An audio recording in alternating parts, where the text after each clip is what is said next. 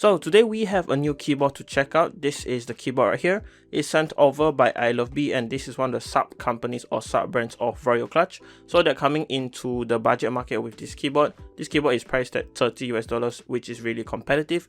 Top right corner we can see it is a 61 key keyboard, so this is a 60% compact keyboard, and the branding, of course, the name is the i61 Gaming Keyboard. RGB lighting, it has hot swap sockets, 2-color keycaps, and a custom software for the keyboard. And let's take a look around the box. On the front of the keyboard we can see the branding and the logo, and you also have a link to their website. It's same on the left side, and the right side of the box is all in this orange and black colorway, same with Royal Kludge, but this looks more like a B in my opinion.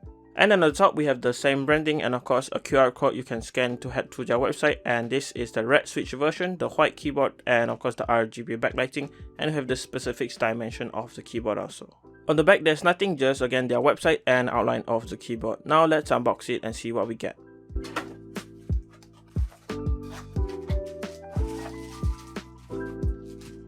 So the first thing you get is of course the user manual, and it covers a lot about the keyboard, all the function keys and all the specifications to the keyboard. You can pause this if you want to take a look at it.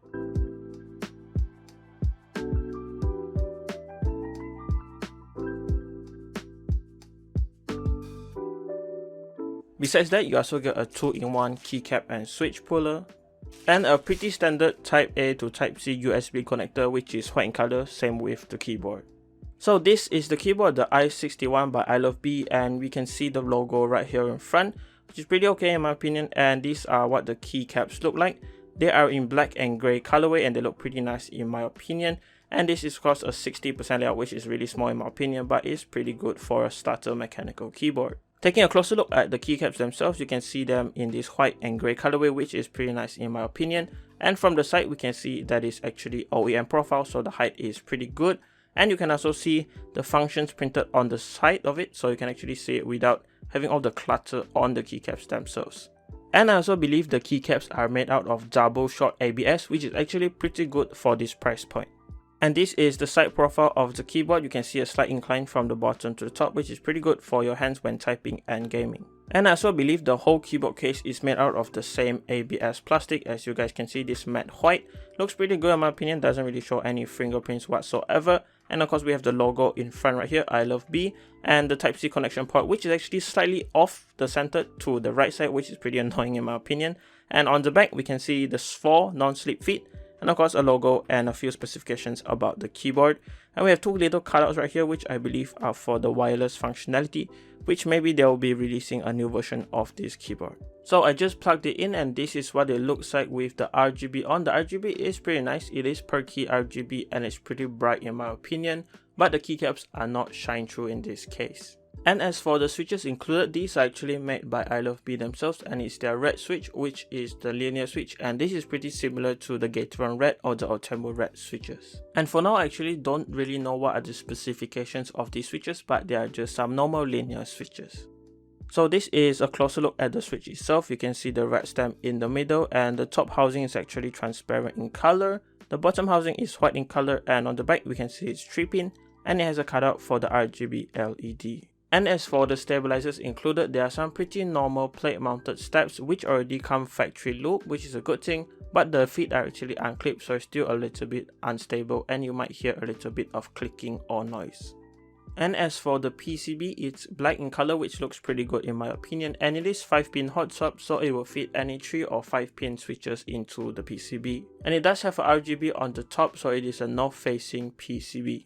And now I'm just going to dismantle this keyboard to see what we get inside the case and what's included. And it's really easy to open. All you have to do is unscrew the screw on the top and 4 on the back of the case. And everything should come out easily, and let's take a look. And this is what the PCB looks like on the back. We can see the hot swap sockets, and they are pretty interesting. They're not like the ready-made KO or Gateron hot swap sockets. They seem to have individual nodes on each of the pins of the switch. And you also have a iLovBee logo and a quality check sticker right here. So in between the plate and the PCB, you can actually see this black strip, which is the plate form already included, which is really nice. And on the case right here, we can also see a little bit of case foam included. It's not really that thick, but it helps a little bit with sound dampening. As I said, everything looks so good so far. So now let's move on to the typing sound test to hear how it sounds like.